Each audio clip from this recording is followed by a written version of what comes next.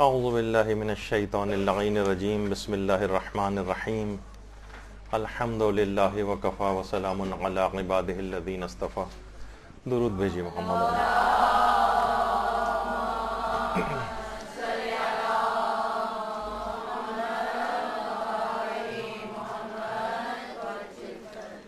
بہترین نماز کیسے پڑھیں کہ سلسلے کا درس نمبر 25. پچھلی کلاس میں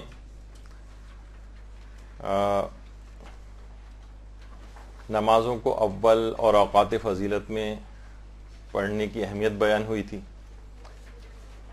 اور اوقات فضیلت کون کون سے ہیں ان کے اوقات کا تعین کیا گیا تھا.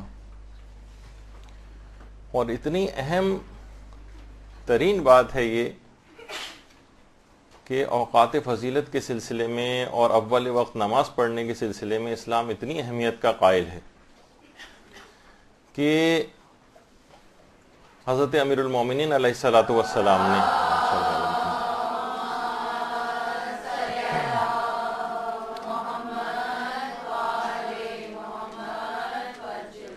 نے نماز میں سستی کرنے کو ایمان کی کمزوریوں میں سے کمزوری قرار دیا ہے. یعنی کسی بھی جگہ اگر کوئی شخص نمازوں کو ٹالتا ہو، آخر وقت میں پڑھتا ہو، اسے اتنی زیادہ اہمیت نہ دیتا ہو، چاہے روزانہ ہی کیوں نہ پڑھتا ہو، اگر سستی سے کام لیتا ہے تو یہ اس کے ایمان کی کمزوری کی علامت ہے. پہچان جائے سائن اینڈ سمٹم سے کہ ایمان کے اندر کوئی بیماری اور کمزوری آ چکی. اور اس سلسلے میں کسی قسم کی بھی بہانہ سازی کو اسلام پسند نہیں کرتا ہے. یہی وجہ ہے کہ آیت اللہ بہجت یہ بات فرماتے تھے کہ نمازوں کو اول وقت سے اگر تاخیر کی جائے اس کو پڑھنے کے لیے کہ میں دیر اس وجہ سے کر رہا ہوں کیونکہ ازائے امام میں مصروف ہوں، تو یہ اس کا بہانہ جو ہے وہ ویلڈ شمار نہیں ہوگا، کیونکہ آیت اللہ بہجت فرماتے ہیں کہ امام حسین کی آخری نماز بھی امام حسین نے اپنی اول وقت ہی میں انجام دی تھی. تو بہرحال اب حقیقی طور پر اگر کوئی شخص نے اپنے آپ کو امام کا نام لیوا کہتا ہے تو اس کو اپنی نمازوں کو اول اوقات ہی میں انجام دینا ہوگا.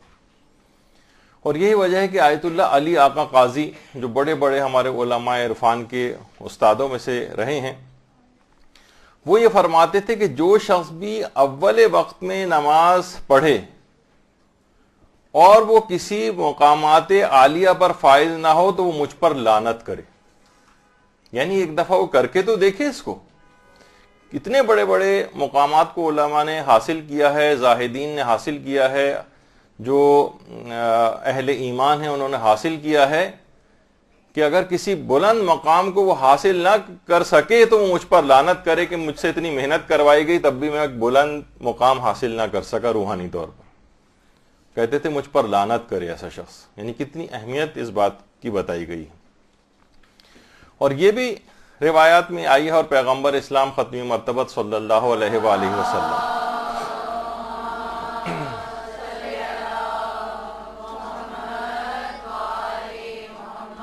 کہ جو شخص بھی بغیر کسی عذر کے، بغیر کسی مجبوری کے نمازوں کو تاخیر سے پڑھتا ہے تو وہ اللہ کے غضب کو آواز دیتا ہے، اللہ تعالیٰ کو غضبناک کرتا ہے.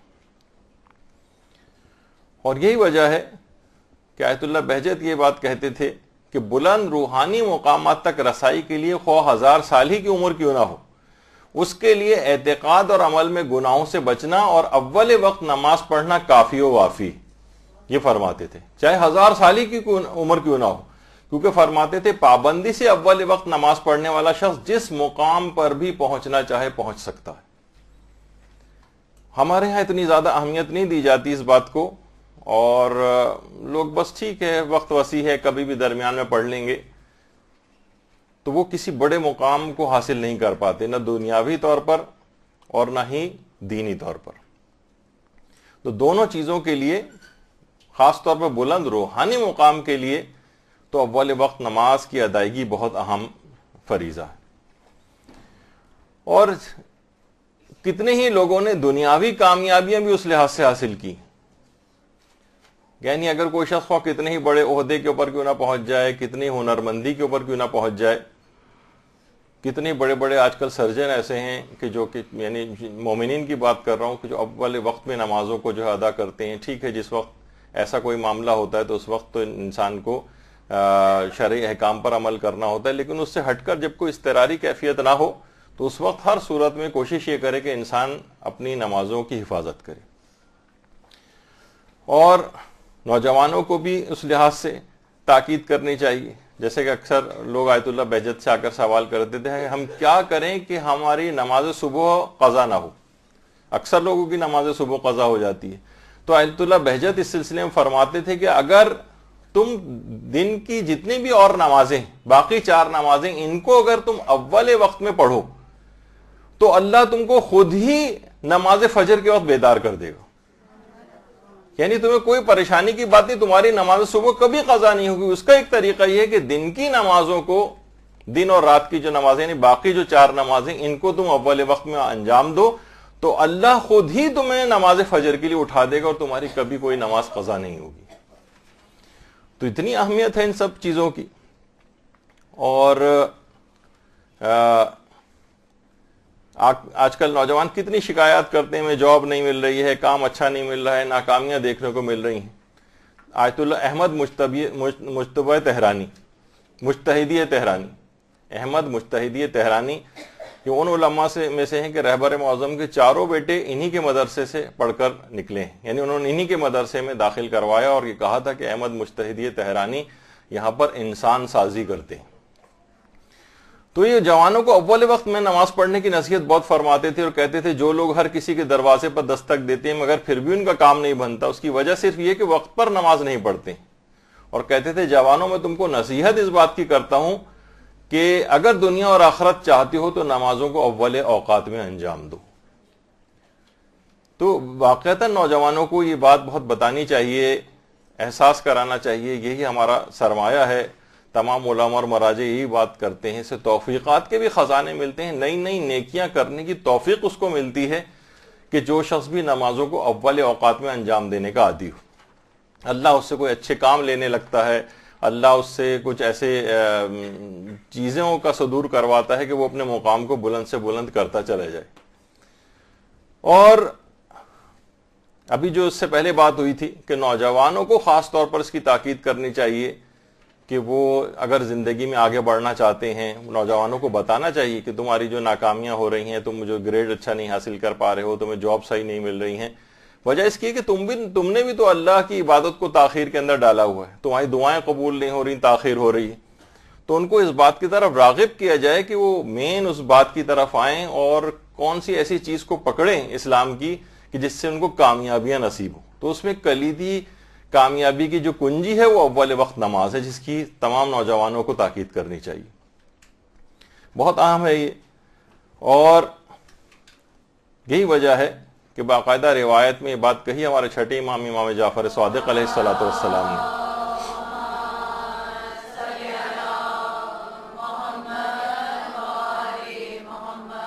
کہتے ہیں ہمارے شیعوں کا امتحان 2 اوقات میں کرو. ایک تو اس بات میں ان کا امتحان کرو کہ وہ اوقات نماز کی کس قدر محافظت کرتے.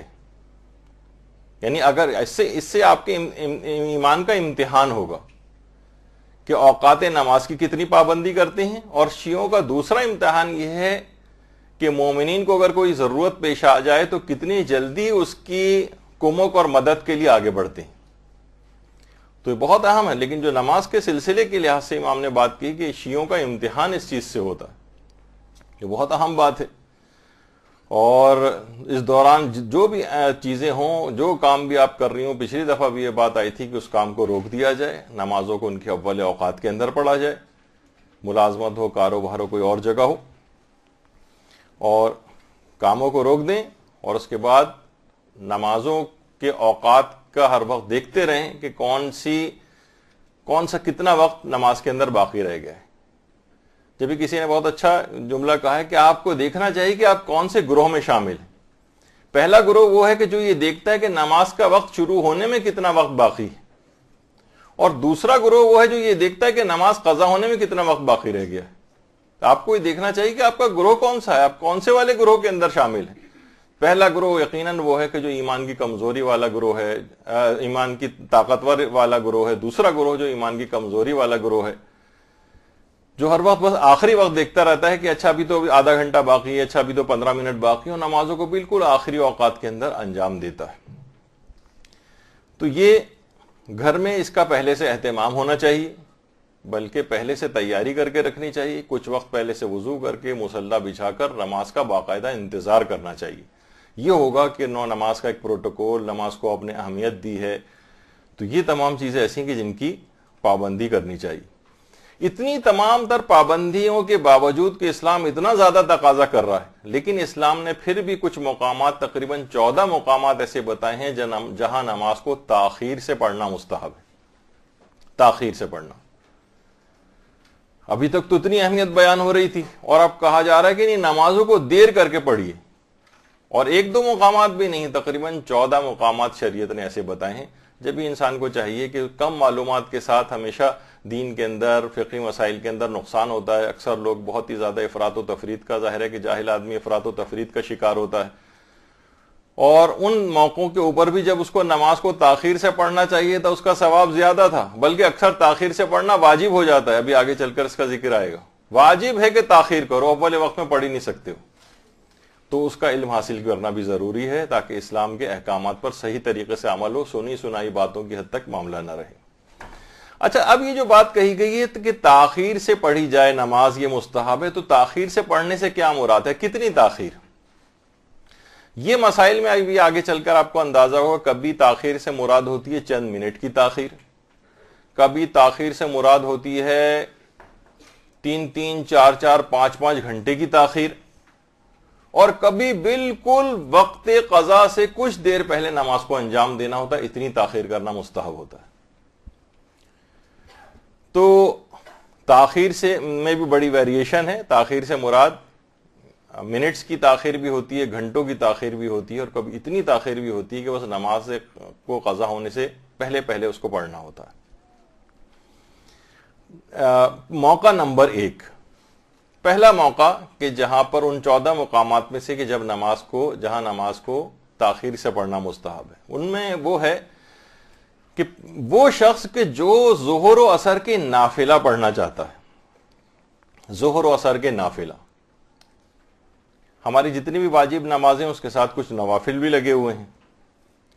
مثلا ظہر و عصر کے نافلہ, مثلا فرض کر لیتے ہیں کہ 12:30 بجے نماز ظہر کا وقت آتا ہے, 12:30 بجے.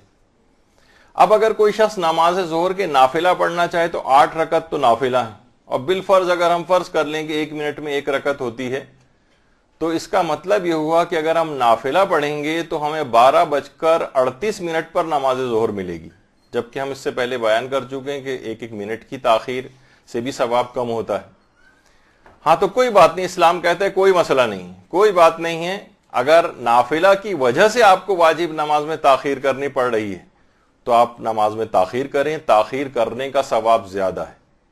یعنی نافلہ کی وجہ سے, یعنی ظہر کے نماز کے جو نافلہ ہیں اور عصر کے بھی 8 رکعت ہوتے ہیں, تو جو شخص بھی ظہر و عصر کے نافلہ پڑھنا چاہتا ہے تو وہ اس کی وجہ سے خواہ واجب نماز میں تاخیر ہو جائے, خواہ 8 منٹ کی تاخیر ہو جائے, خواہ 10 منٹ کی تاخیر ہو جائے, مستحب ہے کہ ان نافلہ کو پہلے انجام دے اور اس کے بعد پھر اپنی واجب نماز پڑھے.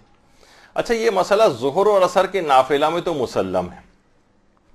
ایک اصول اور یاد رکھ لیجئے, وہ یہ ہے کہ دن کی نمازوں کے نافلہ جو ہیں وہ واجب نمازوں سے پہلے پڑھے جاتے ہیں, اور رات کی نمازوں کے نافلہ میں اپنی واجب نماز پہلے پڑھی جاتی ہے اور نافلہ بعد میں پڑھے جاتے ہیں.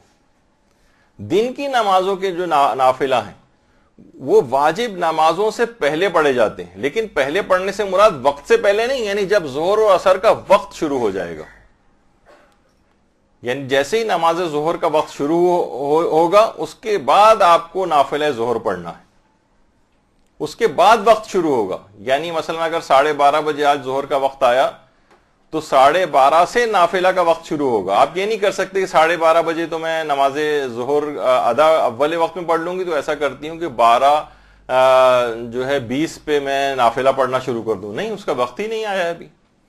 تو ایک اصول ہے کہ دن کی نمازوں کے نوافل جو ہیں وہ واجب نمازوں سے پہلے پڑھے جاتے ہیں وقت آنے کے بعد، جب وقت شروع ہو جائے۔ راتوں کی نمازوں کے نافلہ جو ہیں وہ واجب نمازیں پہلے پڑھی جاتی ہیں اور نافلہ بعد میں پڑھے جاتے ہیں، جیسے مغرب اور عشاء کے نافلہ۔ اچھا، اب کیا ہے مسئلہ کہ ایک نماز البتہ ایسی ہے کہ جس کی نافلہ کا وقت اپنی واجب نماز سے بھی پہلے شروع ہو جاتا ہے، اور اچھا دیکھیے، اور وہ ہے نافلہ فجر، یعنی دن کی نمازوں کے نافلہ میں فجر کی نماز بھی آ جاتی ہے۔ ویسے فجر کی نماز بھی دن کی نماز شمار ہوتی ہے، اس میں بھی جب واجب نماز کا وقت آ جائے گا پھر نافلہ کا وقت شروع ہوگا اس اصول کے تحت۔ لیکن اسلام نے کہا کہ فجر کی نماز وہ واحد نماز ہے جس کی نافلہ کا وقت اپنی واجب نماز کے آنے سے پہلے شروع ہو جاتا ہے۔ ظہر و عصر کے اندر تو وقت آئے گا تب شروع ہوگا، لیکن اسلام نے کہا نہیں، فجر کا نافلہ کا وقت بہت وسیع ہے۔ کتنا پہلے شروع ہو جاتا ہے؟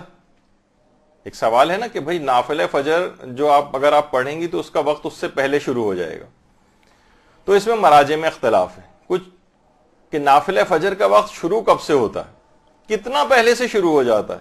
اس میں بہت سے لوگ ابھی تک آیت اللہ خوئی کی تقلید میں ہیں، تو بعض مسائل میں ان کا بھی ذکر آتا ہے کہ رات کے چھٹے حصے سے نافلہ فجر کا وقت شروع ہوتا ہے آقا خوئی کے فتوے میں۔ یعنی اس کا مطلب یہ ہوا کہ اگر رات 12 گھنٹے کی ہے تو نماز فجر سے 2 گھنٹہ پہلے نافلہ فجر کا وقت شروع ہو جائے گا آقا خوئی کے فتوے میں۔ یعنی مثلا اگر فجر کی نماز 6 بجے ہو رہی ہے تو 4 بجے بھی اگر آپ کی آنکھ کھل جائے تو آپ نافلہ فجر پڑھ سکتی ہیں۔ اچھا، تو یعنی نماز فجر کا نافلہ وہ واحد نافلہ ہے جس کا وقت اپنی واجب نماز سے پہلے شروع ہو جاتا ہے۔ تو آقا خوئی کہتے تھے کتنا پہلے؟ 12 گھنٹے کی رات ہے تو مثلا 2 گھنٹہ پہلے، اور اگر 8 گھنٹے کی رات ہے تو مثلا 1.5 گھنٹہ پہلے، اس طرح سے شروع ہو جاتا ہے۔ اچھا، امام خمینی فرماتے تھے کہ صبح کاذب کے وقت نافلہ فجر کا وقت شروع ہوتا ہے۔ صبح کاذب، ایک تو صبح صادق ہے جس سے فجر کا وقت شروع ہوتا ہے۔ صبح صادق سے کچھ دیر پہلے آسمان پر ایک سفیدی سی نمودار ہوتی ہے جو تھوڑی دیر کے بعد غائب ہو جاتی ہے، اور اس غائب ہونے کے بعد جب دوبارہ سفیدی نمودار ہوتی ہے پھر وہ سفیدی بڑھتی ہے بڑھتی ہے بڑھتی ہے یہاں تک کہ سورج نکل آتا ہے۔ تو وہ جو بعد والی سفیدی ہے دوسری والی، اچھا اصل میں مسئلہ یہ ہے کہ کراچی شہر یا جتنے بھی شہر وغیرہ ہوتے ہیں ان میں مصنوعی روشنیاں اتنی زیادہ ہوتی ہیں کہ آسمان کی وہ سفیدی وغیرہ یہاں پر نظر نہیں آتی۔ اکثر ایروپلین وغیرہ میں آپ سفر کر رہی ہوں کبھی تو اس میں وہاں پر دیکھ سکتی ہیں، مضافاتی علاقوں کے اندر وہ سفیدی وغیرہ نظر آتی ہے، مصنوعی روشنیوں کی وجہ سے اتنا اس کا پتہ نہیں چلتا ہے۔ تو امام خمینی فرماتے تھے کہ صبح کاذب کے وقت سے نافلہ فجر کا وقت شروع ہوتا ہے، یعنی تقریباً 10-15 منٹ پہلے نماز فجر سے۔ اب اس کی کیلکولیشن الگ ہے کہ وہ اوقات کے لحاظ سے صبح کاذب کس وقت ہوگی، لیکن ایک اندازے کے مطابق۔ تو اچھا، آغا سیستانی کا ایک الگ نظریہ ہے۔ آیت اللہ سیستانی فرماتے ہیں کہ اتنا پہلے سے نماز نافلہ فجر کا وقت آ جاتا ہے کہ اگر آپ چاہیں تو آپ نماز مغربین کو اول وقت میں پڑھیں۔ مثلا 6 بجے بالفرض اگر نماز مغربین کا وقت آ رہا ہے تو آپ 6 بجے ہی مغربین پڑھ لیں، اور اس کے فوراً بعد چاہیں تو نماز شب کا وقت بھی آغا سیستانی کے نزدیک شروع ہو جاتا ہے نماز مغربین کے پڑھتے ہی۔ ویسے تو نماز مغربین کے ساتھ ہی شروع ہو جاتا ہے، لیکن یہ کیونکہ نماز مغربین پہلے پڑھیں گے اس کے بعد پھر جو ہے وہ نماز شب پڑھیں گے، یعنی ان کے نزدیک ٹھیک ہے ابھی ثواب ذرا کم ہے، جتنا فجر سے قریب پڑھی جائے گی نماز شب اس کا ثواب زیادہ ہوگا۔ لیکن اگر کوئی شخص چاہے کہ بھائی ہو سکتا ہے میں رات کو سو جاؤں پھر میری صبح کے وقت آنکھ نہ کھلے، یا مثلا رات کے وقت نماز شب کے لیے آنکھ نہ کھلے، تو آغا سیستانی فرماتے ہیں یہ کر سکتا ہے، کیونکہ اور حالت اختیار میں بھی کر سکتا ہے، یعنی اسے معلوم ہے آنکھ کھل جائے گی تب بھی وہ چاہے کہ نہیں میں ابھی ہی نماز شب پڑھ لوں مغربین کے فوراً بعد، تو کہتے ہیں جائز، اجازت ہے۔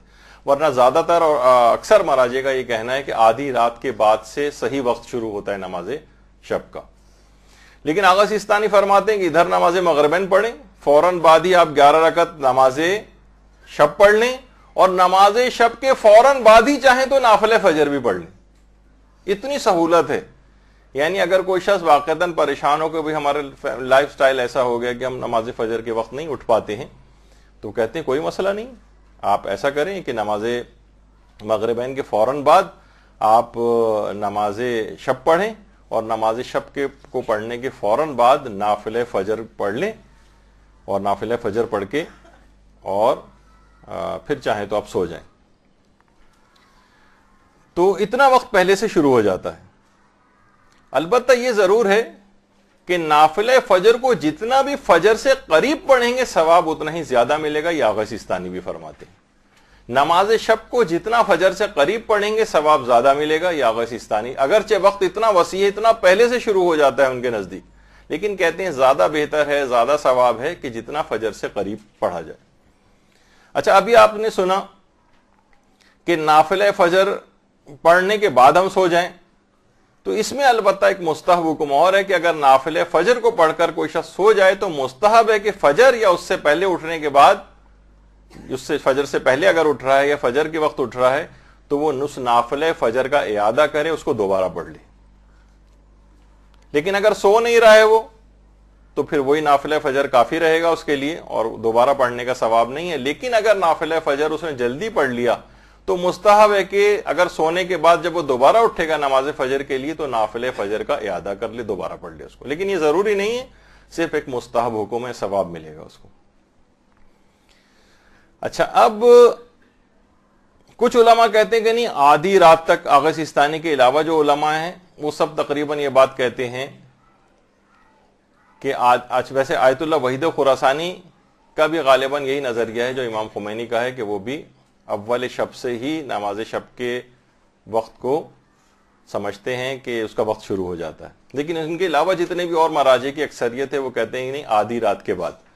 اچھا, وہ مراجع بھی کہتے ہیں جو آدھی رات کے بعد سے نماز فجر کا وقت, نماز شب کا وقت شروع ہوتا ہے, وہ یہ کہتے ہیں کہ کچھ افراد ایسے ہیں کہ جن کو اجازت ہے کہ وہ نماز شب پڑھ کر سو سکتے ہیں.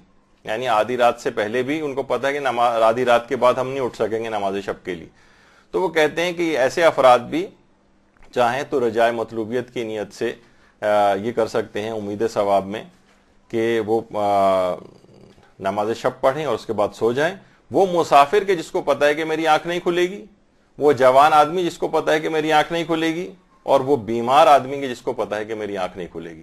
تو وہ علماء کے جو کہ آدھی رات کے بعد پڑھنے کے قائل ہیں, وہ بھی ان تین افراد کو خصوصیت کے ساتھ اجازت دیتے ہیں کہ یہ لوگ اول شب میں ہی چاہیں تو نماز مغربین کے بعد آدھی رات سے پہلے بھی نماز شب پڑھ کر سو سکتے ہیں.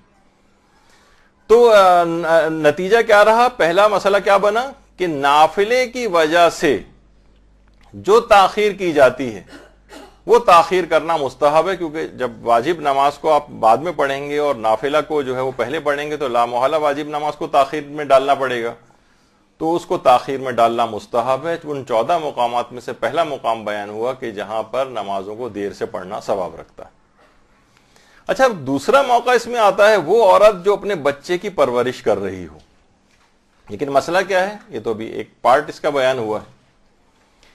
اسلام نے اجازت دی ہے کہ ایسی عورت جو بچے کی پرورش کر رہی ہے اور اس کا بچہ بار بار لباس کے اوپر پیشاب کر دیتا ہے, اب ایسی عورت کے لیے مستحب ہے کہ یہ صرف دن میں ایک بار اپنے کپڑے کو پاک کرے, اور باقی جتنی مرتبہ بھی اس کا بچہ اس کے جسم پر پیشاب کرے تو اسی کے ساتھ نمازیں پڑھ سکتی ہے. لیکن اس کے اندر شرطیں اتنی اہم اور سخت ہیں کہ شاید ہی اس مسئلے کا کوئی فائدہ آج کے دور میں کوئی عورت اٹھا سکے.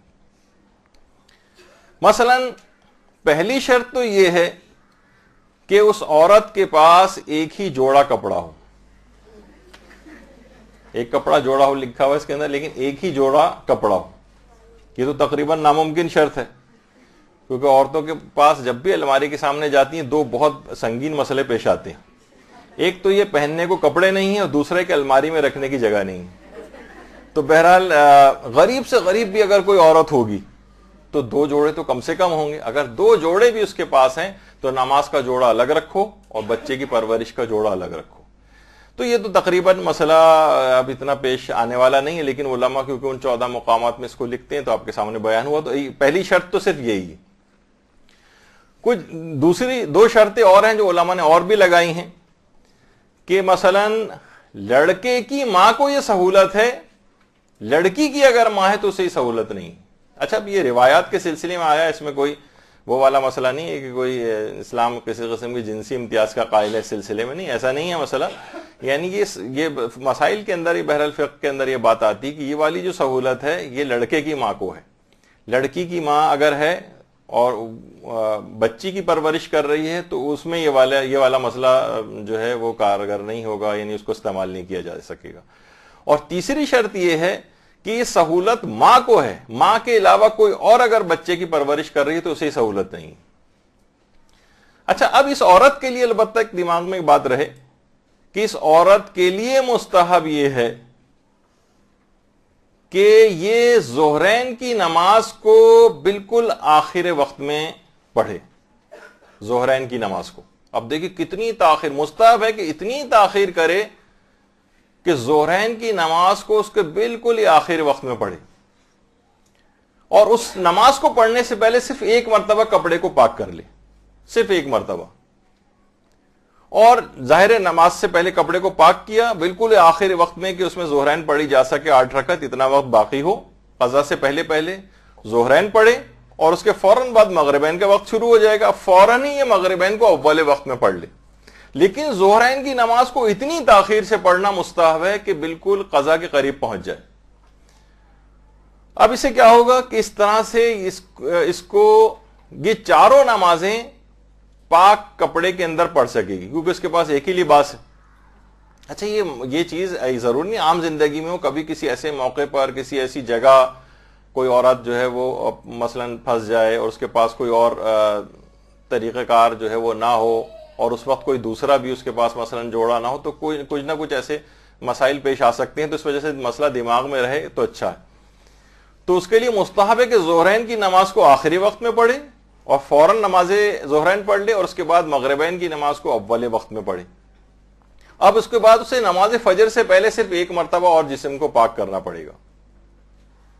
البتہ یہ بھی مستحب حکم ہے، ایسی عورت کو اجازت ہے یہ چاہے تو دن میں 1 مرتبہ صرف اپنے کپڑے کو پاک کر لے، باقی 4 نمازیں بھی اگر وہ نجس جسم اور لباس کے ساتھ اس مسئلے کے تحت جب یہ مسئلہ لاگو ہو تو اس کو پڑھنے کی اجازت ہے. تو یہ 2 مسئلے ہوئے، اگرچہ دوسرا مسئلہ جو ہے یہ اتنا زیادہ پیش آنے والا نہیں ہے، لیکن آپ کو ایک مسائل فقہ کے لحاظ سے پتہ چل گیا تو ایک اچھی بات ہے. مسئلہ نمبر 3، وہ شخص جس پر اس دن کی کوئی قضا نماز باقی ہو. مثلا ہو سکتا ہے کہ خدا نخواستہ کسی کی نماز فجر قضا ہو جائے. اچھا اب دیکھیے نماز فجر کا قضا ہونا لوگوں نے کتنا آسان چیز سمجھ لیا ہے. ایک دفعہ آپ لوگوں نئے گروپ کو تو نہیں، پرانے گروپ کو میں نے بتایا تھا کہ آیت اللہ حسن علی نخودکی اصفہانی وہ کہہ رہے تھے کہ میں نے فقط 1 مرتبہ نماز فجر مجھ سے قضا ہو گئی تھی تو اگلے دن میرا بیٹا فوت ہو گیا تھا. یعنی جتنے بڑے لوگ ہوتے ہیں ان کو ایک لحاظ سے بڑی سزا بھی پروردگار دیتا ہے متنبع کرنے کے لیے، اور جو ہمارے جیسے ناقص اور گناہگار اشخاص ہوتے ہیں ان کے ساتھ بھی کتنے ہی ایسے چیزیں لگی ہوئی ہوتی ہیں کہ پریشانیاں آ گئیں اور تکلیفیں آ گئیں اور ایک دم سے کوئی نہ کوئی بڑا مسئلہ پیش آ گیا. معلوم یہ چلا کہ ان نمازوں کو قضا کرنے کی وجہ، خاص طور پہ نماز فجر کو قضا کرنے کی وجہ سے ان مشکلات اور پریشانیوں کا سامنا کرنا پڑ رہا ہے. تو مثلا خدا نہ خواستہ اگر کسی کی نماز فجر قضا ہو جائے، اب حکم یہ ہے کہ مستحب یہ ہے کہ نماز ظہرین سے جس وقت بھی آپ ظہرین کی نماز پڑھ رہی ہوں تو مستحب یہ ہے کہ پہلے اس دن کی جو فجر قضا ہوئی ہے آپ اس کو پہلے انجام دیں، اس کے بعد اس وقت کی ادا واجب نماز پڑھیں. اب ظاہر ہے جس وقت ہم فجر کی قضا انجام دیں گے تو لا محالہ ہمیں نماز ظہر کو لیٹ کرنا پڑے گا. تو اسلام کہتا ہے کوئی مسئلہ نہیں ہے، تاخیر سے پڑھ لیجئے آپ نماز جتنی دیر میں بھی فجر پڑھی جاتی ہے. اچھا یہ مسئلہ صرف فجر کا بھی نہیں، اگر کوئی شخص مثلا مغربین کی نماز پڑھ رہا ہے اور اس دن کی ظہر اور عصر قضا ہو گئی ہے، اس کی کسی بھی وجہ سے کوئی کہیں ہاسپٹل میں ہے، کسی مصیبت میں پھنس گیا تھا، پولیس پکڑ کے لے گئی تھی، نہیں اس کو موقع ملا، بالفرض کوئی بھی ایسا مسئلہ ہو، تو مستحب یہ یا فجر ظہر عصر تینوں نمازیں اس کی قضا اگر موجود ہیں تو نماز مغربین سے پہلے ان تینوں نمازوں کو پڑھے گا. اب چاہے اس میں 10-15 منٹ اس کو لگ جائیں لیکن نماز مغرب کو تاخیر سے پڑھے, یعنی پہلے ان قضا نمازوں کو انجام دے لے اور اس کے بعد پھر اس وقت کی ادا نماز کو پڑھے. تو یہ اس کے اندر دماغ میں یہ یاد رہے. البتہ اتنی دیر سے نہ پڑھ رہا ہو کہ جس سے نماز مغرب کا یا نماز ظہر کا فضیلت کا وقت نکل جائے. اگر وقت فضیلت نکلا جا رہا ہے نماز ادا کا تو پھر قضا کو آپ بعد میں کبھی پڑھ لیں, پہلے پھر ادا نماز ہی پڑھیں. یہ اس وقت کا مسئلہ ہے کہ جب آپ کی ادا نماز کی فضیلت کا وقت نہ نکل رہا ہو, آپ کے پاس ٹائم ہو تو آپ فضیلت کے وقت میں نماز پڑھ سکتی ہوں. وقت فضیلت کیونکہ وسیع ہے, پچھلی دفعہ بھی بیان ہوا تھا, تو اس سے پہلے اس دن کی جو بھی کوئی قضا نماز, اس دن کی قضا عمری والی نمازیں نہیں کہ جو ہماری تو بہت ساری نمازیں پچھلی قضا ہیں تو پہلے ان کو پڑھ لیں, نہیں, اس دن کی جو قضا نماز اس کے ذمہ ہو اپنی اس دن کی ادا نماز سے پہلے ان قضا نمازوں کو انجام دے جو اسی دن اس سے قضا ہوئی. اچھا, اب ہاں ایک بات اس میں اور بتا دی جائے کہ دیکھیے دماغ میں رہے کہ نافلہ نمازوں کی بھی قضا ہوتی, نافلہ نمازوں کی, حتیٰ کہ نماز شب کی بھی قضا ہے. یعنی ایسا نہیں کہ کبھی نماز شب آپ کی مثلاً رہ گئی ہو تو آپ سوچیں گے بس اب تو رہ گئی ہو تو کل کی حد تک بات تھی, نہیں, آپ نماز شب کی قضا دن میں بھی کر سکتی. البتہ یہ ضرور ہے کہ جو دن کے جو نافلہ ہیں ان کی قضا بھی دن کے وقت انجام دی جائے اور رات کے جو نوافل ہیں ان کی قضا رات کے وقت انجام دی جائے. البتہ یہ مستحب حکم ہے, اس کے برخلاف بھی کر سکتی. یعنی نوافل کی بھی قضا ہوتی ہے, صرف ایسا نہیں کہ صرف واجب نمازوں کی قضا ہے, نافلہ کی بھی قضا ہے اور نماز شب وغیرہ کی بھی قضا ہے. یہ 3 مقامات ہوئے کہ جہاں تاخیر سے پڑھنا مستحب ہے, اور تیسرا مقام وہ تھا کہ وہ شخص جس پر اس دن کی کوئی قضا نماز باقی ہو تو پہلے اس کو پڑھے اور بعد میں ادا نماز. نمبر 4, وہ شخص جسے تیمم سے نماز پڑھنی لیکن امکان ہے کہ شاید آخر وقت تک میرا عذر برطرف ہو جائے, یعنی اس کو پڑھنی ہی ہے نماز تیمم سے, اور احتمال ہے, صرف امکان ہے صرف کہ شاید میرا وہ عذر برطرف ہو جائے. مثلا اس نے کسی بیماری کی وجہ سے تیمم کیا تھا, جسم پہ وضو کے لیے پانی کا لگنا نقصان دہ تھا, یا پانی ہی نہیں تھا جس سے وہ تیمم جس کی وجہ سے وہ وضو کر سکتا, اس وجہ سے تیمم کیا تھا. اب پتہ نہیں ہے اس کو, اب اسے بالکل پتہ نہیں ہے کہ پتہ نہیں میری بیماری آخر وقت تک دور ہو جائے گی یا نہیں ہوگی, یا مجھے پتہ نہیں ہے, ہو سکتا ہے پانی آ جائے, ہو سکتا ہے پانی نہ آئے.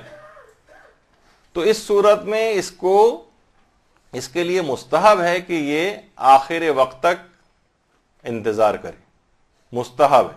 اول اگر یہ چاہے تو اول وقت میں بھی نماز پڑھ سکتا ہے, کیونکہ اسے پتہ نہیں کہ میری بیماری برطرف ہوگی یا نہیں ہوگی, اس کا تو وظیفہ تیمم کرنا ہی ہے. لیکن امکان ہے شاید میری بیماری دور ہو جائے اور میں اس قابل ہو جاؤں کہ پانی سے وضو کر سکوں, یا پانی ہی موجود نہیں تھا اس وجہ سے تیمم کیا تھا اور امکان ہے کہ وقت قضا سے پہلے پہلے کہیں سے پانی آ جائے, تو مستحب ہے کہ نماز کو اتنی تاخیر سے پڑھو.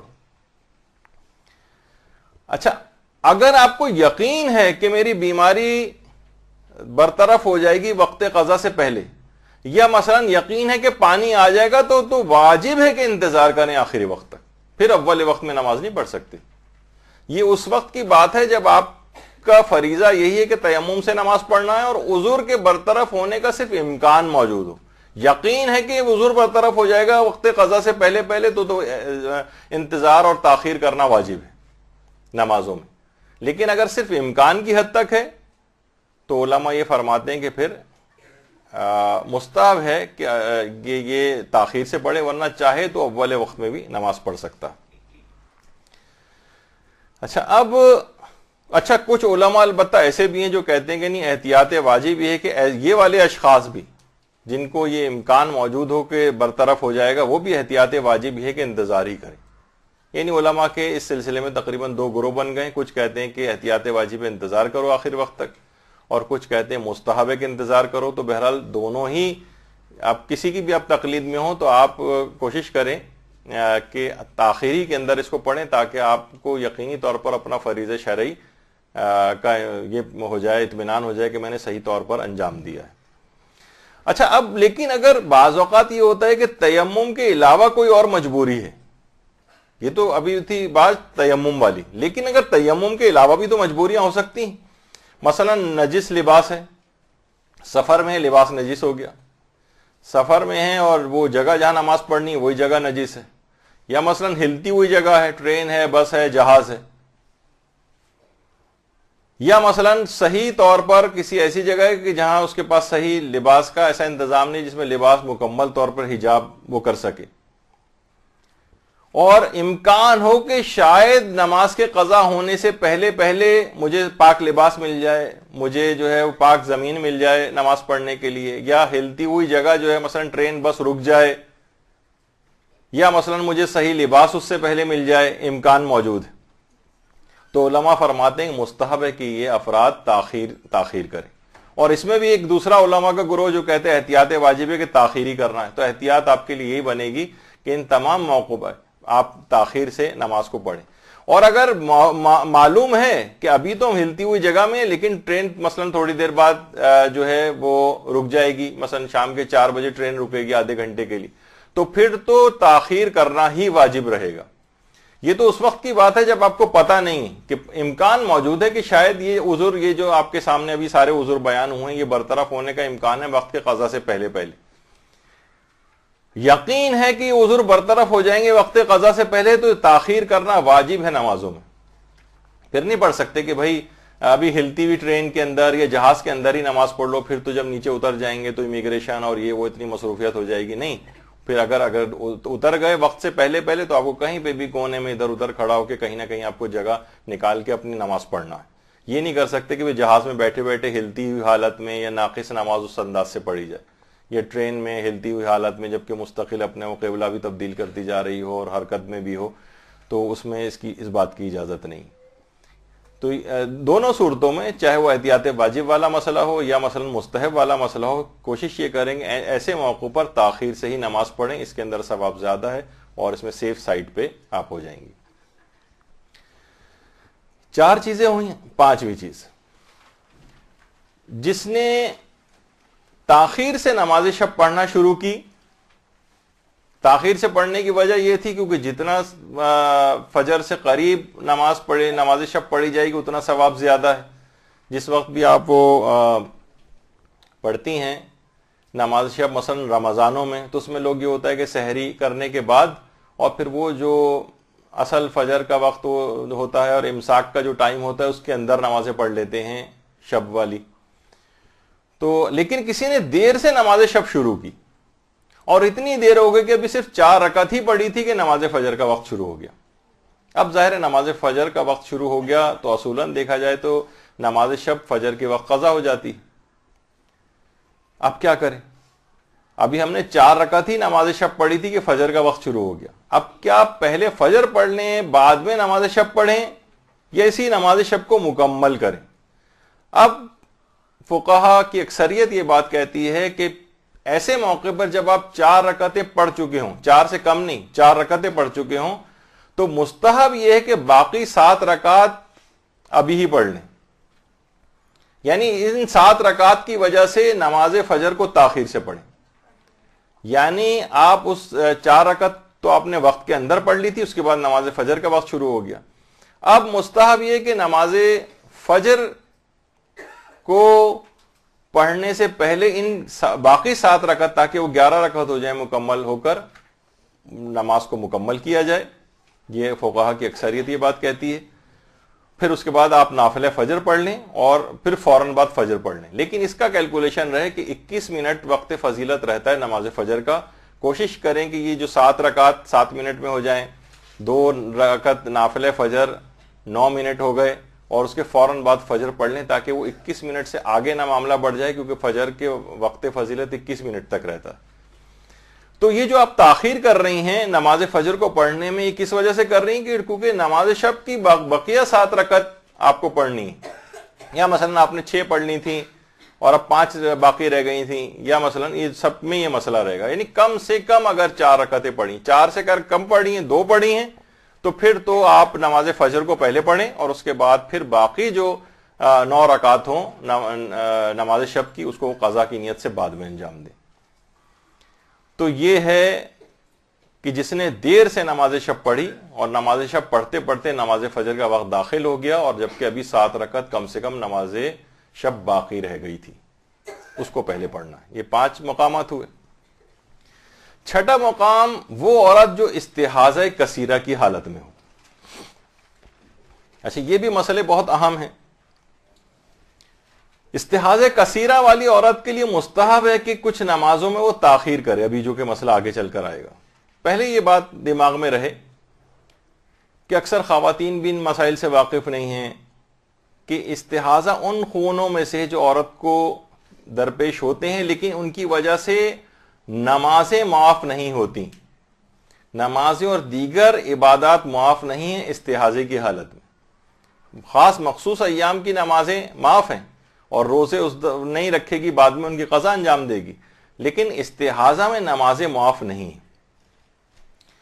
اور یہ ان 4 خونوں میں سے ایک ہے کہ جو کہ عام طور پر خواتین کو آتا ہے۔ ایک تو ماہوار نجاست کا خون ہے جس کو حیض کہا جاتا ہے، دوسرا بچے کی ولادت کے وقت جو ہوتا ہے اس کو نفاس کہا جاتا ہے، جس کی پہلی شرط یہ ہے کہ جب بچے کا پہلا جز باہر آئے، اس سے پہلے جو خون وغیرہ آنا شروع ہوتا ہے تو وہ استحاضہ کہلاتا ہے۔ تو بہت سے لوگ اس وقت سے اس کو نفاس شمار کرنے لگتی ہیں خواتین، تو ان کو جو ہے آپ بتائیں کہ نفاس جب بچے کا پہلا جز باہر آتا ہے اس سے پھر شروع ہوتا ہے، اور اس کی زیادہ سے زیادہ مدت پھر 10 روز تک ہے، اور اس کے بعد پھر وہ اس 10 روز سے اگر زیادہ آئے تو پھر وہ دوبارہ استحاضہ میں بدل جاتا ہے، اس کے احکام پھر الگ ہو جاتے ہیں۔ تیسرا خون جراحت کا ہے، یعنی اندرونی کوئی زخم ہے، اس سے کوئی خون آیا تو اس کو بھی خواتین اس طور پر نہ استحاضے کے احکام ہوں گے، نہ حیض کے احکام ہوں گے، نہ نفاس کے احکام ہوں گے، بلکہ اندرونی کوئی جراحت والا خون اگر آ رہا ہے، کوئی اس طرح کا کوئی اندرونی زخم ہے جس سے خون آ رہا ہے، تو اس سے پھر صرف اس خون کو پاک کر کے اور اس کے بعد پھر وہ نماز پڑھے گی، اور کسی بھی طرح کا کوئی اور مسئلہ نہیں ہوگا، اسے خون جراحت کہتے ہیں۔ ان 3 خونوں کے علاوہ چوتھا جو بھی خون آئے گا اس کو استحاضہ کہا جاتا ہے۔ تو اچھا، اب ایک بات اور دماغ میں رہے کہ اس کی پہلی شرط یہ ہے کہ کم سے کم 3 دن تک آئے۔ حیض کی شرط یہ ہے کہ 3 دن مسلسل آنا چاہیے، 3 دن سے کم نہیں ہونا چاہیے۔ اچھا، اب اسی طریقے سے بچے کی ولادت سے مثلا 5 منٹ پہلے بھی اگر کوئی اس طرح سے بلیڈنگ ہو رہی ہے تو وہ بھی استحاضہ شمار ہوگی، اور 5 منٹ بعد جب ولادت کا عمل شروع ہو جائے گا، اب یہ نفاس شروع ہو گیا، پھر 10 دن تک چل سکتا ہے، ہو سکتا ہے 1 دن میں، 2 دن میں، 3 دن میں ہی عورت پاک ہو جائے تو اپنی نمازوں کو، اور اگر مثلا رمضان ہے تو اس کو روزے بھی رکھے گی، نمازیں بھی انجام دے گی۔ تو یہ وہ 40 روز والا یا یہ والا جو سلسلے ہیں اس کی بھی تبلیغ کرنی چاہیے۔ خواتین بہت زیادہ اپنی نمازوں اور روزوں کو اس طرح سے ضائع کرتی ہیں، اور 10 روز زیادہ سے زیادہ چل سکتا ہے، لیکن 10 روز سے زیادہ ایکسیڈ کر گیا تو پھر استحاضہ میں بدل جائے گا۔ اسے نماز و روزہ استحاضہ کے مخصوص مسائل کا تعین کر کے اس کے مطابق نماز پڑھنا پڑے گی۔ یہ اس وجہ سے بتانا ضروری ہوا کیونکہ اب یہ استحاضہ کثیرہ والا مسئلہ ورنہ واضح نہیں ہوگا۔ اچھا، پھر استحاضے کی بھی 3 اقسام بنتی، قلیلہ، متوسطہ اور کثیرہ۔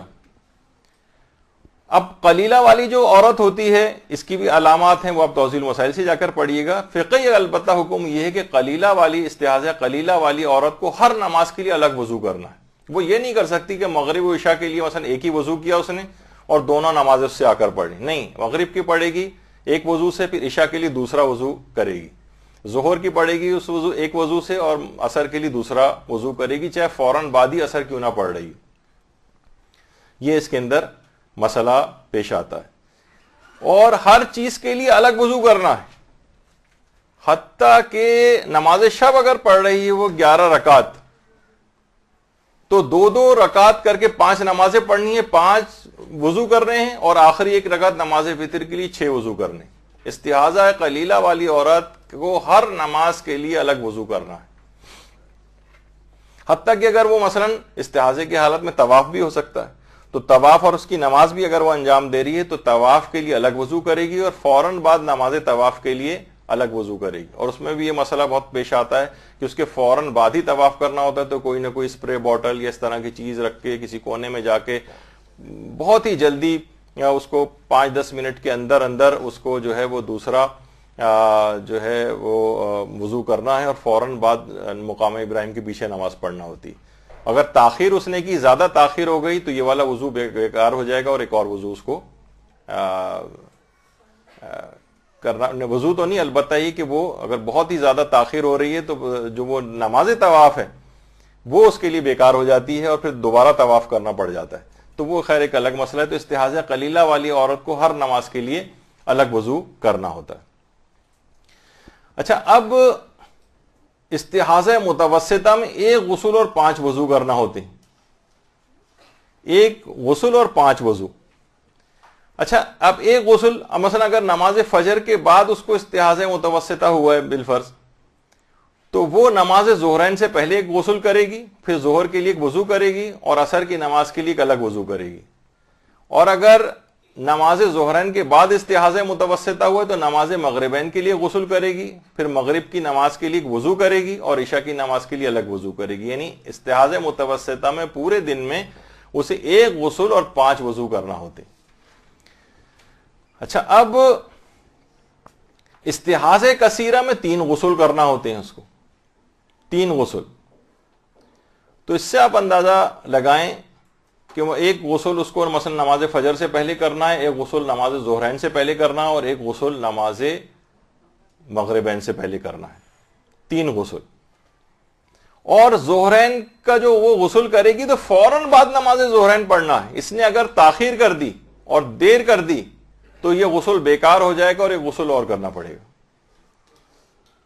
اور ایک بات اس کے اندر اور بیان ہو جائے کہ استحاضہ کثیرہ والی جو عورت ہے وہ اگر مثلا کچھ علماء کے نزدیک تو واجب ہے کہ استحاضہ کثیرہ کے بعد بھی وضو کیا جائے یا اس سے پہلے وضو کیا جائے. بہرحال آغا سیستانی فرماتے ہیں کہ اگر یہ کرنا چاہے وضو تو استحاضہ کثیرہ والی عورت غسل سے پہلے وضو کرے، لیکن استحاضہ متوسطہ والی جو عورت ہے اس کو غسل کے بعد ہی وضو کرنا ضروری.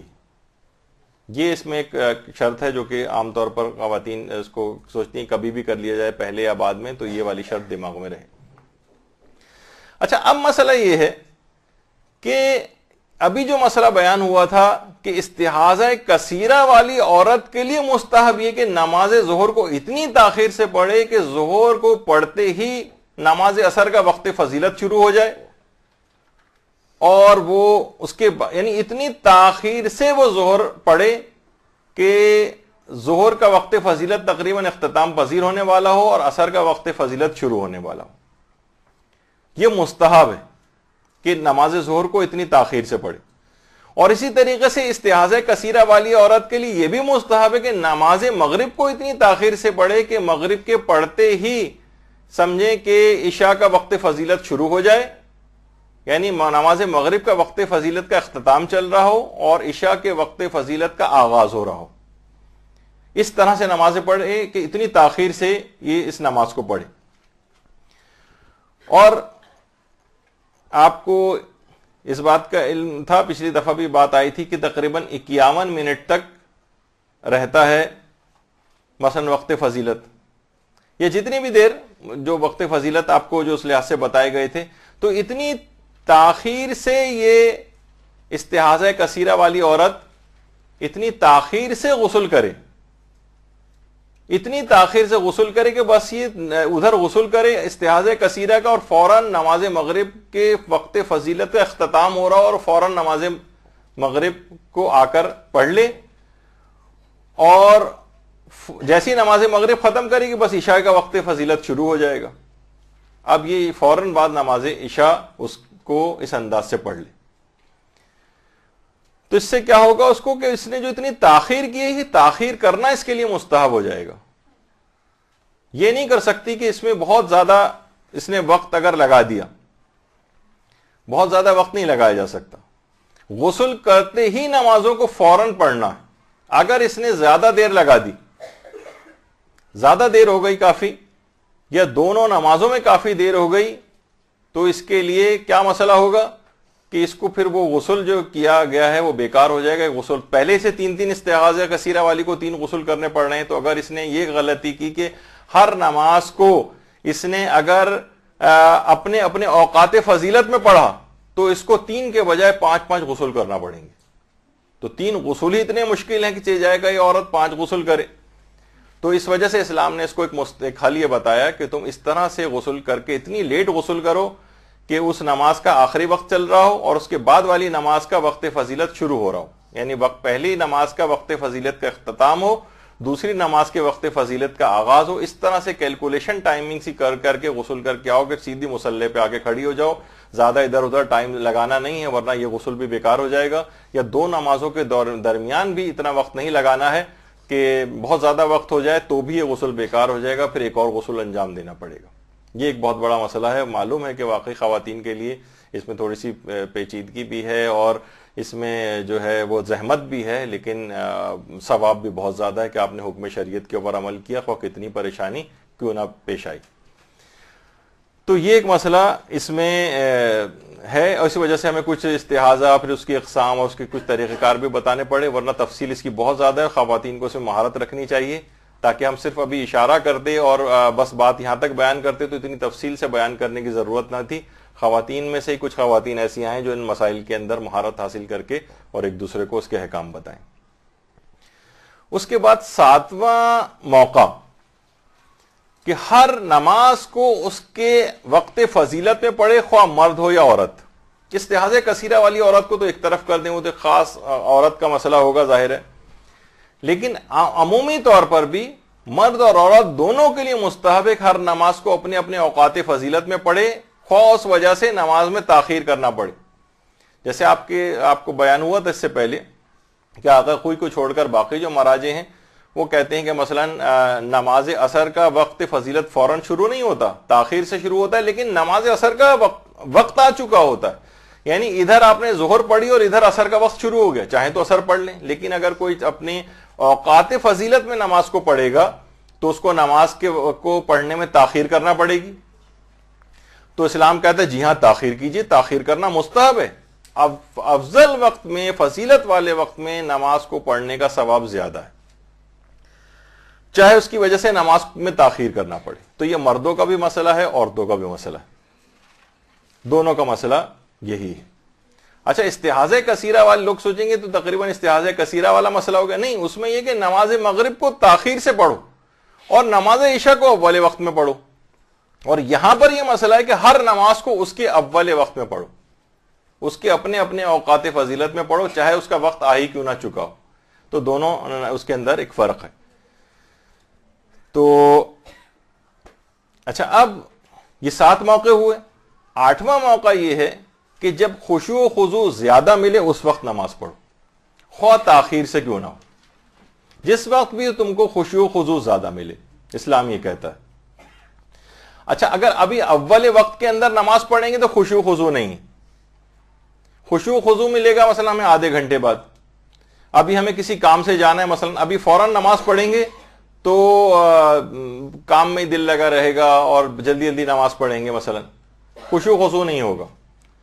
اور اس کے بعد مثلا 1 گھنٹے بعد, آدھے گھنٹے بعد کام سے فارغ ہو کر آ جائیں گے تو اطمینان سے نماز پڑھیں گے. تو پھر مستحب یہ کہ جس وقت خشوع و خضوع آپ کو زیادہ ملے اس وقت کو حاصل کرنے کے لیے نماز کو تاخیر سے پڑھیں.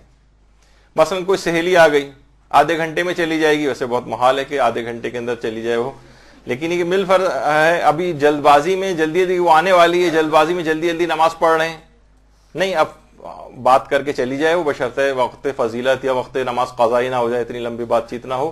تو بہرحال یہ ہے کہ پھر نماز میں تاخیر کی جا سکتی کہ جس وقت خشوع و خضوع زیادہ ملی. مثلا بہت ہی اہم خبریں آ رہی ہیں ٹی وی پر, ایک ہوتا ہے کہ ویسے بس بیٹھے ہوئے چینل بدل رہے ہیں, تو وہ تو مناسب نہیں ہے کہ ذرا پہلے یہ بھی دیکھ لیں, پھر چینل گھماتے ہوئے یہ بھی دیکھ لیں, یہ بھی دیکھ لیں, اور نماز کو تاخیر کر رہے ہیں. نہیں, کوئی بہت اہم خبر آ رہی ہے مثلا, اب ہمیں اگر ہم خبر نہیں سنیں گے یا تو ہمارا دل اسی میں لگا رہے گا, خشوع و خضوع نہیں ہوگا. تو اسلام کہتا ہے کوئی بات نہیں, یعنی میں اپنے الفاظ میں کہہ رہا ہوں, اسلام نے حکم نہیں دیا کہ مثلا خبریں سننے کے لیے, لیکن مثال دینے کے لیے خشوع و خضوع زیادہ ملے گا, سن لیجئے 5 منٹ تاکہ آپ اطمینان کے ساتھ اس کے بعد نماز کو پڑھ سکیں. ہاں البتہ کوئی ڈرامہ یا فلم اگر ہو، آپ کہیں کہ یہ ذرا ڈرامہ اور فلم دیکھ لی جائے اس کے بعد پھر نماز پڑھیں گے، تو یہ استخفاف نماز ہو جائے گا. یہ کوئی اچھی بات نہیں ہے کہ فسق و فجور والی چیز کے لیے کہ ابھی فسق و فجور کر لیں پھر خشوع و خضوع سے بعد میں نماز پڑھیں گے، یہ والا اس میں نہیں چلے گا. ہاں لیکن خبروں میں چل سکتا ہے کوئی، وہ بھی اہم خبر ہو، ایک ایسی رینڈم ویسی دیکھیں کہ کیا ہے آج کی خبریں، یہ نہیں. یعنی واقعی آپ کا دماغ اسی کے اندر لگا رہے، دیکھیں کیا خبر آنے والی ہے، کیا ہو گیا، کسی جگہ مثلا زلزلہ آ گیا ہے، کوئی اور اہم بات ہو رہی ہے، تو اس میں آپ پہلے اس چیز سے فارغ ہو جائیں جو خشوع و خضوع میں کمی کر رہی ہے، اور اس کے بعد پھر نماز کو پڑھیں. اچھا، پھر اس کے بعد نویں چیز یہ ہے کہ جب انسان کو حدث اصغر پریشان کر رہا ہو. حدث اصغر کیا چیز ہے؟ مثلا پیشاب ہے اور پیخانہ ہے، ریا ہے، نیند اس کو پریشان کر رہی ہے. مستحب ہے کہ پہلے ان چیزوں سے نجات حاصل کرو اور اس کے بعد پھر نماز پڑھو، خواہ ان کاموں کی وجہ سے تاخیر سے نماز پڑھنی پڑے. مثلا شدید نیند آ رہی ہے، ابھی ہم ایک چھوٹی سی 15 منٹ کی اگر نیپ لے لیں گے تو ذرا خشوع و خضوع کے ساتھ نماز پڑھیں گے، ورنہ بہت ہی الکساہٹ میں نماز پڑھنا پڑے گی. تو اسلام کہتا ہے کہ ٹھیک ہے 15 منٹ کے لیے ایک چھوٹی سی نیند لے لو، اور کیونکہ اس کے بعد حدث اصغر میں آتی ہے بھی، اور مثلا کسی کو پیشاب کو روک کے اگر کوئی شخص نماز پڑھ رہا ہے تو خشوع و خضوع بھی اس کا کم ہو جائے گا. اسلام کہتا ہے نہیں، حدث اصغر پریشان کر رہا ہے تو پہلے آپ اس سے فارغ ہو کر آئیں، چاہے اس کی وجہ سے نمازوں میں تاخیر کرنا پڑے. یہ ہو گئی 9 چیزیں. 10ویں چیز یہ ہے کہ اگر اول وقت کو چھوڑ کر کوئی اور فضیلت ہمیں مل رہی ہو، کہ ہم نماز کو اول وقت میں سے تاخیر سے پڑھ رہے ہوں، لیکن ہمیں جو تاخیر کر رہے ہیں وہ کسی فضیلت کی وجہ سے تاخیر کر رہے ہیں، تو کیا اس وقت کا فریضہ ہے؟ کیا نماز کو اول وقت میں پڑھ لیں یا وہ فضیلت لے لیں؟ مثلا 12:30 بجے نماز ظہر کا وقت آتا ہے، نمازوں کا وقت مثلا آ گیا 12:30 بجے، لیکن مسجد میں جو نماز جماعت ہوگی وہ 1 بجے ہوگی. یہ جو آدھے گھنٹے کی تاخیر ہو رہی ہے، کیا ہم اس میں اول وقت میں فرادہ نماز پڑھ لیں، اس کی زیادہ اہمیت ہے، یا آدھے گھنٹہ تاخیر سے جس وقت جماعت قائم ہو اس وقت کا انتظار کریں؟ تو اس میں علماء کہتے ہیں کہ یقیناً یہ وہ موقع ہے کہ اب اول وقت میں جو آپ نماز کو چھوڑ رہے ہیں وہ ایک فضیلت کی وجہ سے چھوڑ رہے ہیں، کیونکہ نماز جماعت ایک فضیلت ہے، اس فضیلت کو آپ کو لینا ہے، چاہے آدھے گھنٹے بعد تاخیر سے کیوں نہ پڑھیں. یا مثلا اب کراچی کے حالت میں چیز زیادہ سمجھ میں آتی ہے، اکثر یہاں پر پچھلے زمانوں میں کرفیو وغیرہ لگتے رہے. 1 بجے مثلا اگر نماز پڑھ رہے ہیں تو اس میں فرادہ پڑھنی پڑے گی، کرفیو لگا ہوا ہے. 4 بجے مثلا کرفیو ہٹے گا تو اس کے بعد ہم مسجد جا کر نماز پڑھ سکتے ہیں. اچھا دیکھیے، عام طور پر صرف نماز جماعت کی بھی بات نہیں، عام گھر سے زیادہ ثواب مسجد میں جا کر نماز پڑھنے کا ہے. تو اب ہمیں 4 بجے جب کرفیو کھلے گا تو ہم مسجد میں جا کر نماز پڑھ لیں گے، چاہے جماعت نہ بھی ملے، وہ بھی ایک فضیلت ہے مسجد میں جا کر نماز پڑھنا. تو اسلام اس میں یہ کہتا ہے کہ جی ہاں، اس فضیلت کو حاصل کرنے کے لیے جب کوئی اور فضیلت مل رہی ہو تو آپ نماز میں تاخیر کر سکتے ہیں. اچھا، کیا عورتوں کے لیے بھی یہی والا مسئلہ ہے؟ اس میں مثلا آیت اللہ خوئی تھے، وہ فرماتے تھے کہ عورت کے لیے گھر میں نماز کا ثواب زیادہ ہے، اور گھر میں بھی کوئی اندرونی ٹائپ کا کوئی کمرہ ہو جہاں لوگوں کی آمد و رفت کم ہو، وہاں پر نماز کا ثواب اور زیادہ ہے. اور آغا سیستانی بھی اسی کے قائل ہیں. البتہ وہ کہتے ہیں کہ اگر مسجد میں عورتوں کے لیے نماز جماعت کا اہتمام ہو رہا ہے تو عورت کی گھر کی نماز بہرحال جو ہے وہ اس کے مقابلے میں جماعت سے نماز پڑھنا زیادہ فضیلت کا حامل ہے.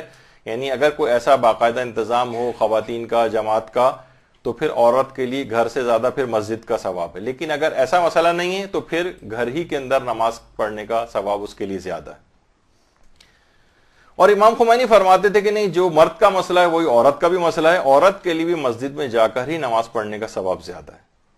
تو بہرحال کوئی اور فضیلت مل رہی ہو، چاہے وہ جماعت مل رہی ہو یا مسجد جا کر نماز پڑھنے کی فضیلت مل رہی ہو، خواہ جماعت نہ بھی ہو، تب بھی اسلام نے اس کو کنسیڈر کیا ہے. اختلاف فتاوی کو دیکھتے ہوئے نماز میں اتنی تاخیر کی جا سکتی.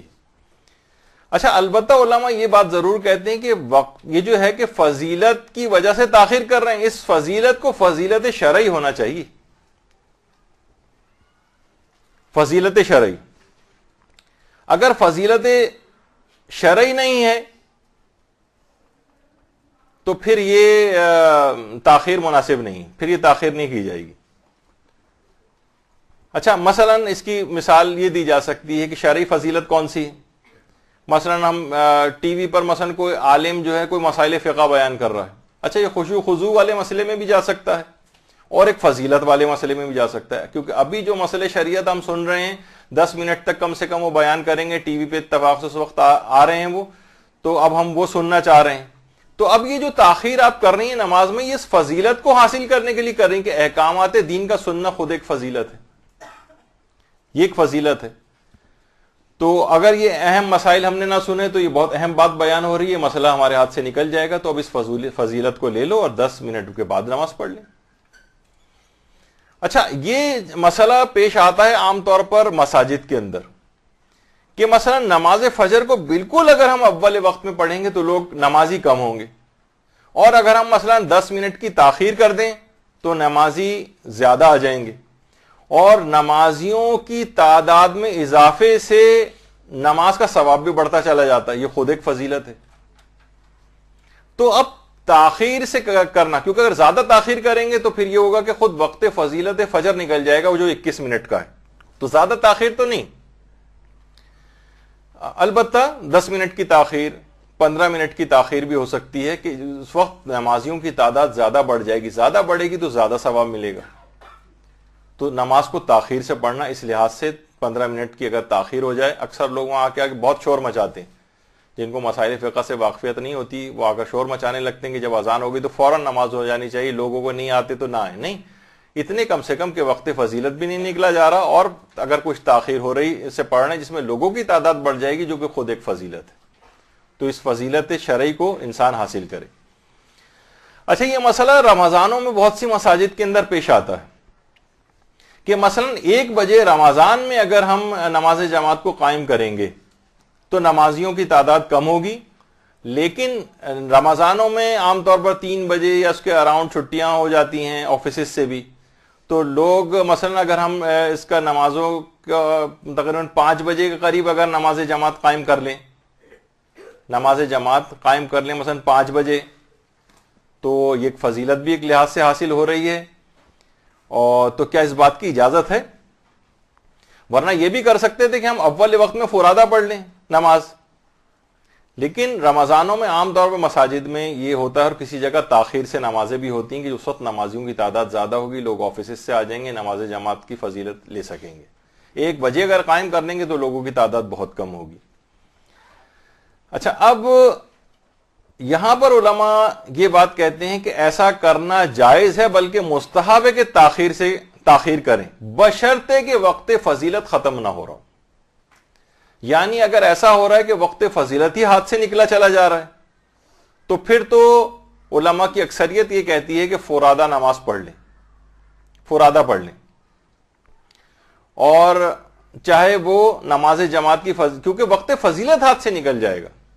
اگر یہ تاخیر وقت فضیلت کے اندر ہو رہی ہے تو پھر تو تاخیر کرنا مستحب ہے، لیکن وقت فضیلت نکلا جا رہا ہے، آپ کہیں گے 5 ساڑھے 5 بجے اور 6:30 بجے افطار کا وقت ہوگا، تو یہ وقت فضیلت جو ہے ظہر کا بھی اس میں نکل جائے گا، اور ممکن ہے کہ عصر کا وقت فضیلت بھی نکل جائے، اتنی تاخیر سے اگر پڑھی جا رہی ہے تو پھر علماء کی اکثریت یہ کہتی ہے نہیں، اتنی زیادہ تاخیر نہیں چلے گی، پھر اول وقت میں ہی فرادہ ہی پڑھ لو نماز، پھر اس جماعت کا اتنا ثواب نہیں ہے کہ جس کی وجہ سے نمازوں کو اتنا تاخیر کی جائے۔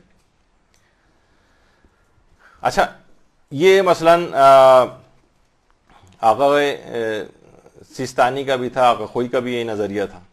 اچھا، امام خمینی فرماتے تھے کہ اگر لوگ یہ نہ کہیں کہ بھئی بہت زیادہ تاخیر ہو گئی، چاہے وقت فضیلت نکل رہا ہو، لیکن لوگ اگر کہیں گے بہت تاخیر سے آپ نماز پڑھ رہے ہیں تو پھر یہ نہیں چلے گا، پھر اول وقت میں ہی پڑھ لیں، پھر اول ہی وقت میں پڑھ لیں۔ لیکن اگر لوگ کہیں کہ لوگوں کی طرف سے کوئی ایسا اشکال نہیں ہے کہ لوگ اسے تاخیر نہیں سمجھ رہے ہیں، تو پھر نماز کو تاخیر سے پڑھیں۔ تاخیر سے مراد ہے کہ جماعت دیر سے اگر قائم ہو رہی تو امام خمینی کے فتوے میں بھی دیر سے ہی جماعت کے اندر شریک ہوں، اس کا ثواب زیادہ ہے۔ اور رہبر معظم آیت اللہ خامنئی کا یہ نظریہ ہے کہ جماعت کی نماز ہر صورت میں افضل ہے، خواہ وقت فضیلت ہاتھ سے نکل ہی کیوں نہ جائے۔ یعنی اول وقت فرادہ سے بہرحال جماعت کی نماز افضل ہے، خواہ وقت فضیلت ہاتھ سے نکل جائے، یہ ان کا ایک الگ نظریہ ہے۔ آغا سیستانی کہتے ہیں وقت فضیلت نہیں نکلنا چاہیے، آغا کوئی بھی یہ بات کہتے تھے۔ امام خمینی کہتے تھے وقت فضیلت چاہے نکل جائے لیکن عرف پابند شریعت لوگوں کا معاشرہ یہ نہ کہے کہ نماز میں بہت تاخیر ہو گئی۔ اور آیت اللہ خامنہئی یہ فرماتے ہیں کہ وقت فضیلت چاہے ہاتھ سے نکل جائے لیکن نماز جماعت کا ثواب بہرحال وقت فضیلت میں فرادہ پڑھنے سے افضل ہے۔ تو یہ اپنے اپنے مرضی کے مطابق اس پہ عمل کریں۔ 11واں موقع کہ جہاں نماز کو دیر سے پڑھنا مستحب ہے وہ رمضان میں اگر کوئی بھوک اور پیاس کسی کو زیادہ لگ رہی ہے تو مستحب ہے کہ وہ پہلے افطاری کرے اور پھر تاخیر سے نماز پڑھے، یعنی افطاری کرنے میں جتنا ٹائم اس کو لگے گا، امکان ہے کہ 1 گھنٹے کے اندر اس کی افطاری ختم ہو جائے گی، خیر یہ تو زیادہ ہو گیا، لیکن بہرحال یہ کہ بھوک و پیاس کیونکہ زیادہ لگ رہی تھی تو ہو سکتا ہے زیادہ اس کو ٹائم دینا پڑے، تو مستحب ہے کہ پہلے افطاری کر لو، کیونکہ دماغ تو خشوع خضوع میں بھی جا سکتا ہے مسئلہ، اب دماغ لگا ہوا ہے کھانے کی طرف، جیسے مولانا اشرف علی تھانوی کہا کرتے تھے کہ اکثر افراد یہ کرتے ہیں کہ فوراً ہی پکوڑا کھاتے ہی ان کو اذان دینا پڑتی ہے اکثر، تو وہ پھنس جاتا ہے۔ یا مثلا کوئی دہی بڑا ہے تو وہ کہتے تھے کہ اس وقت اللہ بڑا ہے، اللہ اکبر کہنا چاہیے تھا، اب یہ دہی بڑے کی طرف جو ہے اس کا دماغ زیادہ چلا گیا کہ اس کو زیادہ بڑا سمجھنے لگا ہے۔ تو بہرحال یہ کہ رمضان میں اگر بھوک و پیاس زیادہ لگ رہی ہے تو مستحب ہے کہ پہلے افطاری کرے۔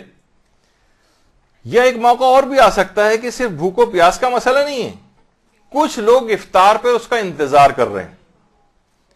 اچھا یہ نہیں کہ وہ جلدی کر رہے ہیں، بار بار پوچھ رہے ہیں بھائی جلدی بھوک لگ رہی ہے، جلدی آئیے جلدی آئیے، یہ نہیں، چاہے وہ جلدی نہ بھی کر رہے ہوں تب بھی مستحب ہے کہ اگر افطار پہ لوگ اس کا انتظار کر رہے ہیں اور کوئی جلدی بھی نہیں کر رہے ہیں تب بھی وہ پہلے افطار کرے اور اس کے بعد نماز پڑھے۔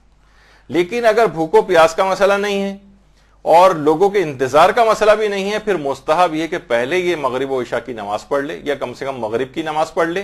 عشاء کو اپنے وقت فضیلت پہ پڑھنا چاہے تو وہ بعد میں پڑھے، لیکن مغرب کی نماز کو اول وقت میں پڑھے اور اس کے بعد افطاری کرے۔ لیکن اگر رمضان میں بھوک و پیاس لگ رہی ہو، لوگ انتظار کر رہے ہوں اس کا، تو پھر مستحب ہے کہ پہلے افطار کرو اور بعد میں نماز پڑھو۔ اس کے بعد آ جاتا ہے 12واں موقع کہ اگر ظہر و عصر کے وقت شدید گرمی ہے تو گرمی کے کم ہونے کا انتظار کیا جائے، اور بشرطے کہ وقت فضیلت ختم نہ ہو، تو اتنی تاخیر کی جا سکتی کہ ابھی گرمی ذرا کم ہو جائے۔ یعنی آغا خوئی اور آغا سیستانی کے نزدیک یہ والا مسئلہ صرف ظہر کا نہیں ہے بلکہ ظہر اور عصر کا بھی، یعنی عصر کی نماز کو بھی اتنی تاخیر کر سکتے ہیں کہ ابھی شدید گرمی ہے۔ اچھا یہ اس وقت کا مسئلہ ہے جب آپ کو گرمی میں نماز پڑھنا پڑ رہی ہو، یہ نہیں کہ باہر گرمی ہے اندر اے سی لگا ہوا ہے تو ہم تاخیر سے پڑھ رہے ہوں، باہر گرمی اور ہم پنکھے کے اندر بیٹھے ہوئے ہیں اندر اور کہیں کہ باہر کیونکہ بہت زیادہ گرمی، نہیں، یہ اس وقت کا مسئلہ ہے کہ جب واقعتاً آپ کو شدید گرمی میں کھڑے ہو کر نماز پڑھنا، اور اس وقت بہت زیادہ گرمی ہو رہی ہے، تو پھر یہ کہ اتنی تاخیر سے پڑھو کہ ذرا گرمی کم ہو جائے۔ یہ خشوع خضوع میں بھی مسئلہ جا سکتا ہے، ابھی جلدی جلدی پڑھیں گے گرمی کی وجہ سے، اور اگر تاخیر سے پڑھیں گے تو ذرا ٹھنڈک ہو جائے گی، جب تک یہ مسئلہ ظہر کے ساتھ ساتھ آغا خوئی اور سیستانی میں عصر میں بھی چلا جاتا ہے۔ ورنہ علماء نے ویسے ظہر کے لیے لکھا ہے، لیکن یہ مسئلہ عصر کے لیے بھی ہے کہ اگر اتنی شدید گرمی اس وقت بھی، لیکن یہ یوں زیادہ شاید اپلیکیبل نہ ہو گھروں کے اندر، کہ باہر کا نہیں دیکھا جائے گا، اس میں اندر کے لحاظ سے آپ دیکھیں کہ اگر اندر ایسا کوئی مسئلہ پیش نہیں آ رہا ہے تو اس میں تو اول وقت ہی نماز پڑھیں۔ 13واں موقع، اگر مسافر کو جلدی ہو، اگر مسافر کو جلدی ہے تو بہتر ہے کہ یہ نماز کو دیر سے پڑھے۔ اب یہ جلدی جلدی میں جو نماز پڑھے گا اس میں خشوع خضوع بھی اس کو کم ہوگا۔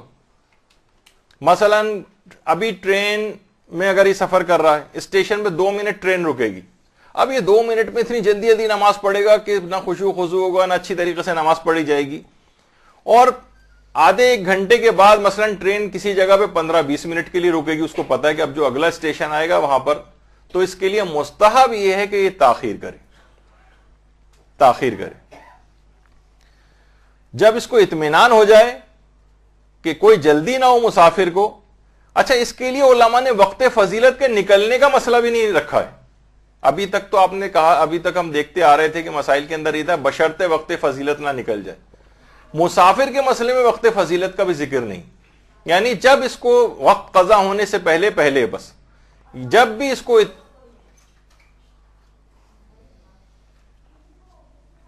وقت فضیلت بشرطے نہ نکلا ہو، یہ دیگر مسائل کے اندر تھا.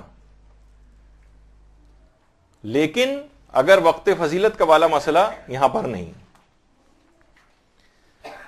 اچھا، اب ایک مسئلہ یہ ہے کہ یعنی اس کے اندر مسافر کو یہ حکم ہے کہ تمانیت کے ساتھ پڑھے. 14واں مسئلہ یہ ہے، وہ ہے حاجی کے لیے. حاجی کے لیے مستحب یہ ہے کہ مغربین کی نماز مزدلفہ میں پڑھے.